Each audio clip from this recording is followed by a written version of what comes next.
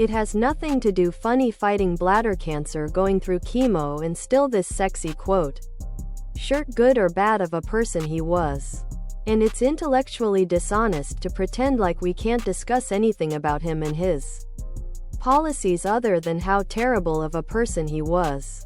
Despite the reality that many do see him as a hero. That is what propaganda is actively shutting down any discussion that doesn't concur with your culture's collective consciousness about the person.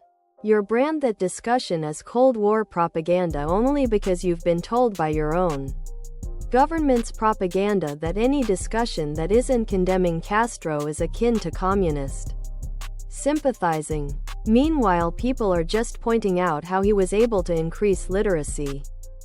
Funny fighting bladder cancer going through chemo and still this sexy quote shirt, tank top, V-neck, sweatshirt, and hoodie. V-neck, tank top, sweatshirt, hoodie. From third world levels funny fighting bladder cancer going through chemo and still this sexy quote.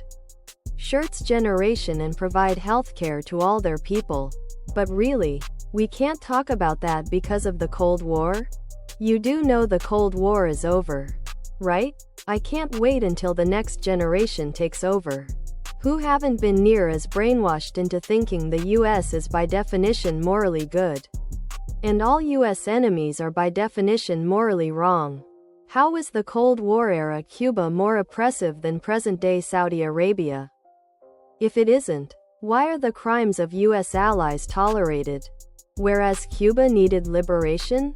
Because the communists kicked out and put capitalists on trial? Other product.